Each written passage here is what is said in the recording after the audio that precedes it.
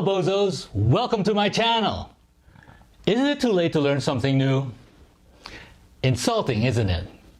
But it's quite possible that YouTube videos will start that way in the very near future. Welcome to the Casual Living Ubertrend, the Evaporation of Decorum. My name is Michael and thank you so much for tuning into my channel, the #1 destination for innovators, marketers, and entrepreneurs. I usually begin my videos with my trademark saying, I'm going to take you on a roller coaster ride through the landscape of now. Today's ride is going to be especially rough, so please make sure to buckle up and hold on. The world is becoming a ruder place. This Ubertrend rears its ugly head somewhere in the early 70s. Also implicated in my Generation Ecstasy video. Clearly a counterpunch against that popular saying of the 1960s, make peace not war. The evaporation of decorum is fueled in part by the rapid growth of the world's urban populations, which has turned cities into faceless masses of people. Anonymity encourages offensive behavior because there is no shame when acting irresponsibly. From politics, remember that Texas representative who yelled "baby killer"?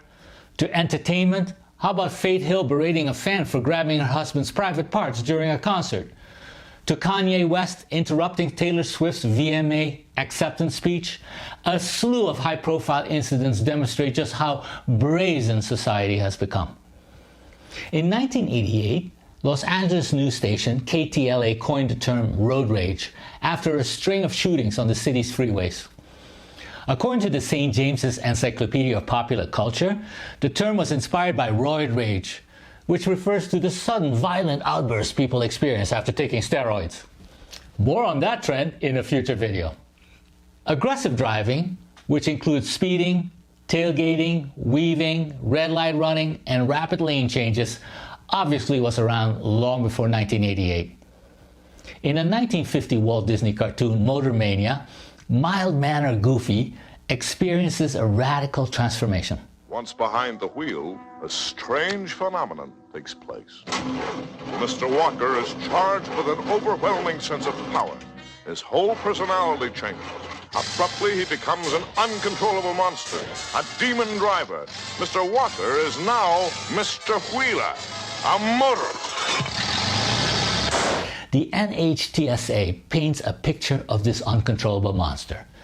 Shielded from the hostile outside environment by tinted windows and a microclimate that defies the seasons, a driver can easily develop a sense of anonymity and detachment. As Villanova social psychologist Erica Slaughter says, when we feel anonymous, we lose focus of our moral compass and are more likely to behave badly. Unfortunately, road rage has gone far beyond the confines of a Disney cartoon.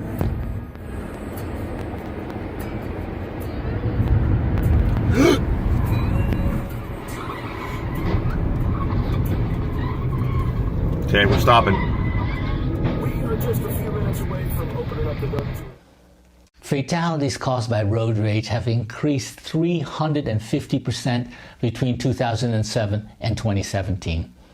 Shortly after road rage started trending, air rage, pardon the pun, took off in October 1994 when a passenger who shall remain nameless called a 9-year-old girl who accidentally bumped her while she was asleep a little savage, and what the Washington Post describes as a particularly foul 4-syllable word. An even more horrifying example of air rage involved a Wall Street investment banker who was flying from Buenos Aires to New York on October 20th, 1995. Already overserved, this gentleman was harassing and assaulting flight attendants, trying to get more wine.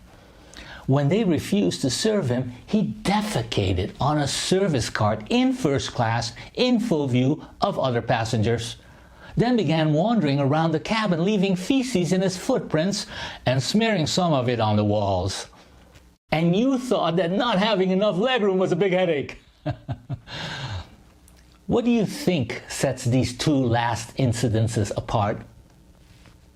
Yes, these people are no longer anonymous and acting in confined spaces.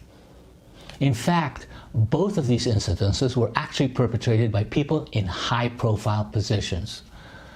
And so the Casual Living Ubertrend embarks on a rapid descent into the den of inequity.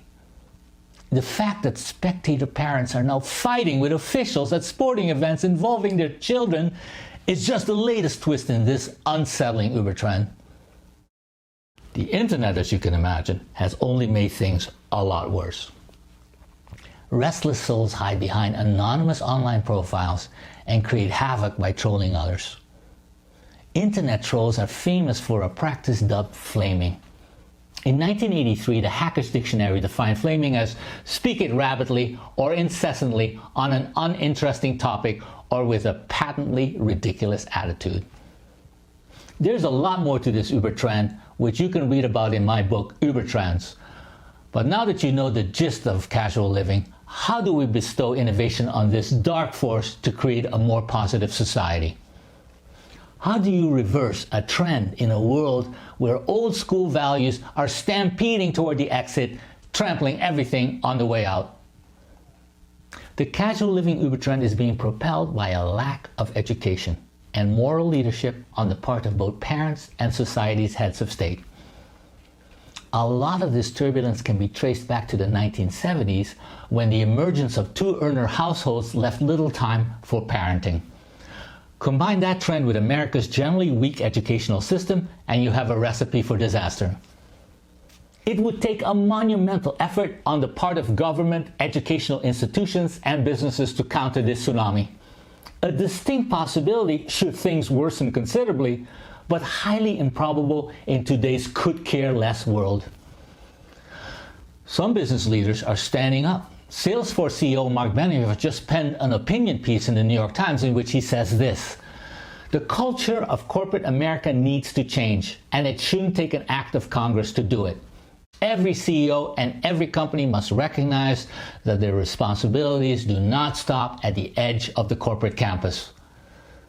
As I told attendees at an innovation forum hosted by the government of Nevada, a state that has one of the worst educational systems in the US, that to stem the tide, it needed to constantly remind the general public about the role of education.